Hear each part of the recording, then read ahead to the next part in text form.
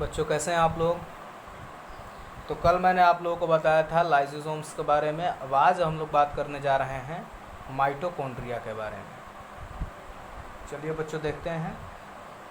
Mitochondria are known as the powerhouse of the cell. Mitochondria को क्या कहते हैं बच्चों? पावर हाउस सेल का। पावर हाउस बच्चों क्या होता है? जहाँ से एनर्जी मिलती है। जो आप लोगों की इलेक्ट्रिकल एनर्जी के केस में आप लोग कहते हैं ना कि यहाँ पे पावर हाउस है, तो पावर हाउस का मतलब क्या बच्चों? जहाँ से इलेक्ट्रिकल एनर्जी दी जाती है। हमें बस एनर्जी का सेंस समझना है। तो जहाँ से बच्चों एनर्जी हमें प्रोवाइड होती है उसको हम लोग पावर हाउस कहते हैं। बहुत ज़्यादा मात्रा में एनर्जी बनती है और प्रोवाइड होती है, तो उसको हम लोग पावर हाउस कहते हैं। तो माइटोकॉन्ड्रिया क्या है बच्चों? सेल का पावर हाउस है। मतलब कि एनर्जी यहीं पे बनेगी और यहीं से हमारी पूरी बॉडी में या पूरी सेल्स में वहीं से जाएगी। Mitochondria have 2 membrane coverings. Mitochondria में 2 मेम्ब्रेन कवरिंग होता है। The outer membrane is porous while the inner membrane is deeply folded. मतलब बच्चों के माइटोकॉन्ड्रिया का स्ट्रक्चर कुछ इस तरह का होता है और इसका जो आउटर मेम्ब्रेन होता है वो इस तरह का होता है और इनर मेम्ब्रेन जो होता है ना बच्चों वो कुछ इस तरह का फोल्डिंग्स इसमें होती हैं बहुत सारी, ठीक ना। तो ये इनर मेम्ब्रेन है और ये क्या है बच्चों? आउटर मेम्ब्रेन है। तो इनर मेम्ब्रेन जो होता है वो क्या होता है? आउटर मेम्ब्रेन क्या होता है बच्चों? पोरस होता है, ठीक ना। और इनर मेम्ब्रेन क्या होता है बच्चों? फोल्डेड होता है। बहुत सारी इसमें फोल्डिंग्स होती हैं, बहुत सारा इसमें घुमावदार होता है। These folds increase surface area for ATP generating chemical reactions। बहुत इंपॉर्टेंट है बच्चों। यही फोल्ड हेल्प करते हैं किस चीज़ में बच्चों? कि ATP को जनरेट होने के लिए जो केमिकल रिएक्शंस होती हैं तो ATP जनरेशन में हेल्प करते हैं यही इनर फोल्ड्स, ठीक ना। तो ATP जनरेशन में कौन हेल्प करता है बच्चों? ये फोल्ड्स हेल्प करते हैं ATP जनरेशन में। उस ATP जनरेशन में जो केमिकल रिएक्शंस होने वाले हैं वहाँ पे ये सरफेस एरिया प्रोवाइड करके उन केमिकल रिएक्शंस को बेहतर ढंग से कराते हैं। तो ATP जनरेशन में कौन हेल्प करता है बच्चों? ये जो इनर मेम्ब्रेन के जो फोल्ड्स हैं वो। The energy required for various chemical activities needed for life is released by mitochondria in the form of ATP molecules. तो बच्चों जो भी हमारी लाइफ प्रोसेस के लिए एनर्जी की रिक्वायरमेंट होती है उस एनर्जी को प्रोवाइड कराता है माइटोकॉन्ड्रिया। और वो किस फॉर्म में कराता है? ATP के फॉर्म में। ATP का फुल फॉर्म क्या होता है बच्चों? Adenosine triphosphate. Adenosine triphosphate. तो ATP के फॉर्म में हमें एनर्जी मिलती है। ATP is known as the energy currency of the cell. ATP को क्या कहते हैं बच्चों? एनर्जी करेंसी कहते हैं। उसको एनर्जी करेंसी कहते हैं। मान लिया जाए, इसको सिंपल बात आप लोग समझ सकते हैं कि आप एक बाइक चला रहे हैं, उस बाइक में पेट्रोल भरा हुआ है। तो बाइक में पेट्रोल भरा हुआ है तो एक ही बार में वो ख़त्म नहीं हो जाता। जब जब उस बाइक को रिक्वायरमेंट होती है पेट्रोल की तब पेट्रोल क्या होता है कि उस बाइक में इस्तेमाल होता है, ठीक है बच्चों। तो फ्यूल क्या हो गया? एक तरह का वो करेंसी ही तो हो गया उस बाइक के लिए। तो वैसे ही है माइटोकॉन्ड्रिया। माइटोकॉन्ड्रिया जब जब बॉडी को एनर्जी की रिक्वायरमेंट होती है तो माइटोकॉन्ड्रिया एनर्जी वहाँ से ATP के फॉर्म में रिलीज़ करता है। तो इसीलिए ATP को कहते हैं बच्चों। ATP क्या है? एक फ्यूल की तरह काम कर रहा है, एनर्जी करेंसी की तरह काम कर रहा है। पैसा हमारे पास होता है तो बच्चों एक ही बार में खर्च नहीं कर देते, ठीक ना। पैसा हमारे पास रखा रहता है तो हम जब भी किसी चीज़ की ज़रूरत होगी, जब भी कुछ खरीदना होगा तो जाके उसको खरीद लेंगे। The body uses energy stored in ATP for making new chemical compounds and for mechanical work। ये बच्चों जो एनर्जी होती है, जो ATP होती है, ये किस काम में यूज़ होती है? नए नए केमिकल कंपाउंड्स को बनाने के लिए या फिर किसी मैकेनिकल वर्क को करने के लिए। Mitochondria are strange organelles. Mitochondria क्या है बच्चों? माइटोकॉन्ड्रियन होता है इसका सिंगुलर और माइटोकॉन्ड्रिया इसका प्लूरल है। तो माइटोकॉन्ड्रिया क्या है बच्चों? ये एक प्लूरल वर्ड है। तो माइटोकॉन्ड्रिया स्ट्रेंज ऑर्गेनेलीज, स्ट्रेंज है, ये अलग है, in the sense that they have their own DNA and ribosomes. बच्चों ध्यान से समझिएगा, ये बहुत इंपॉर्टेंट पॉइंट है। माइटोकॉन्ड्रिया और दूसरे मेम्ब्रेन से और दूसरे सेल ऑर्गेनेलीज से अलग कैसे है?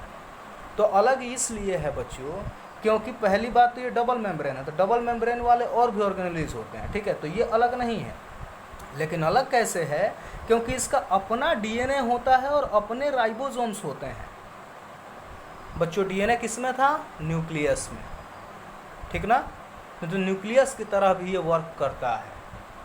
तो इसका अपना डीएनए होता है और राइबोसोम्स क्या करते हैं बच्चों, प्रोटीन सिंथेसिस भी करते हैं।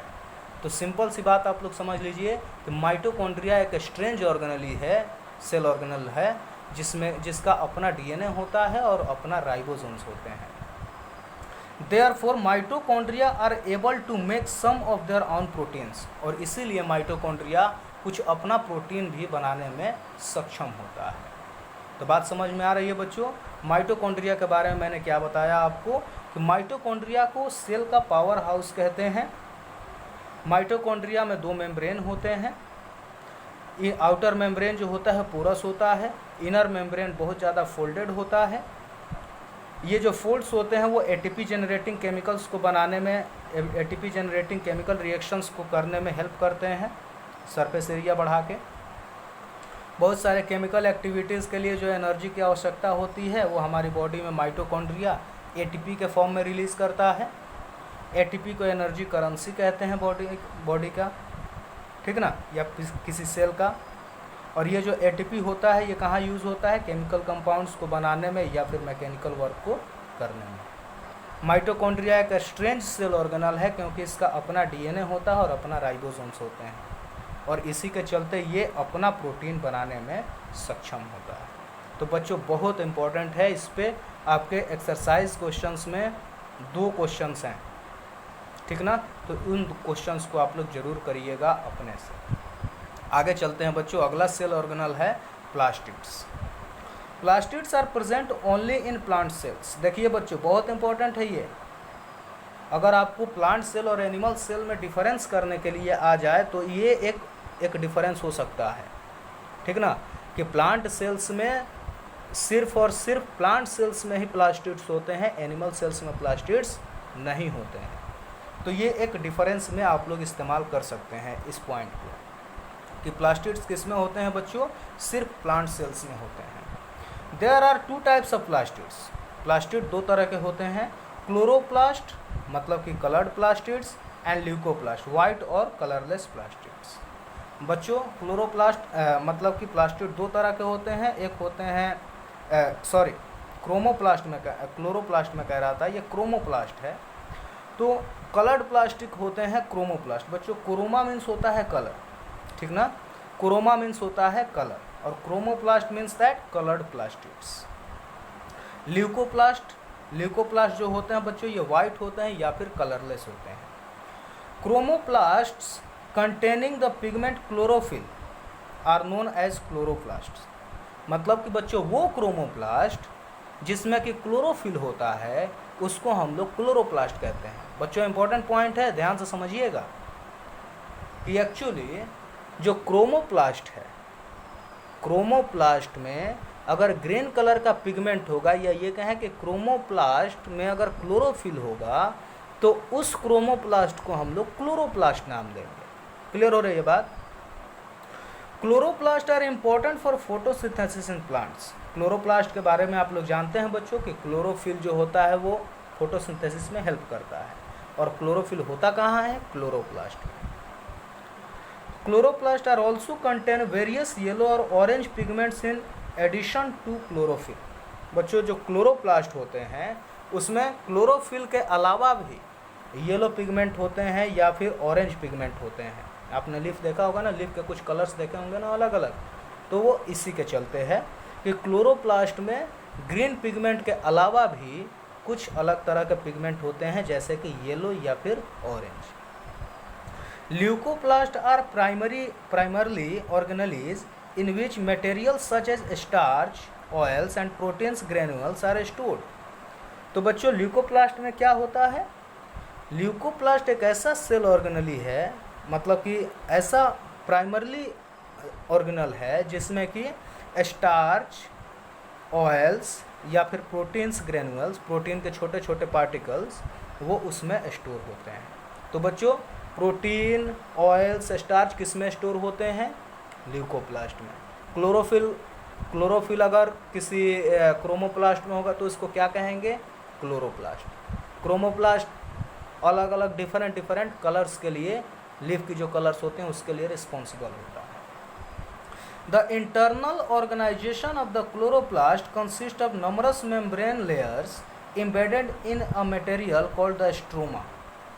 मतलब बच्चों को कि जो क्लोरोप्लास्ट में क्या होता है बच्चों कि उसमें बहुत सारे मेम्ब्रेन स्ट्रक्चर्स होते हैं, मेम्ब्रेन लेयर्स होते हैं जो कि एक मटेरियल में एम्बेडेड होते हैं, एक मटेरियल के अंदर होते हैं। उस मटेरियल को बच्चों हम लोग कहते हैं स्ट्रोमा। मतलब कि इस तरह का कुछ मान लिया जाए कि ये क्या है, ये क्या है? क्लोरोप्लास्ट है। इस क्लोरोप्लास्ट में क्या है बच्चों कि ये पूरा का पूरा है, ये जो पोर्शन है उसको हम लोग कहेंगे स्ट्रोमा, उस मटेरियल को कहेंगे स्ट्रोमा।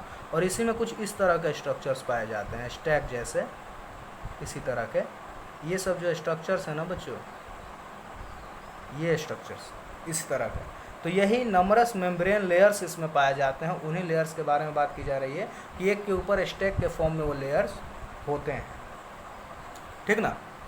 तो यही इसका इंटरनल ऑर्गेनाइजेशन है क्लोरोप्लास्ट का। These are similar to mitochondria in external structure। External structure में देखिए बच्चों, मैंने आप लोगों को बताया जैसा कि स्ट्रक्चर ये बताया कि जैसा माइटोकॉन्ड्रिया का ऐसा स्ट्रक्चर था वैसा ही स्ट्रक्चर इसका भी होता है। तो सिमिलर स्ट्रक्चर है माइटोकॉन्ड्रिया का।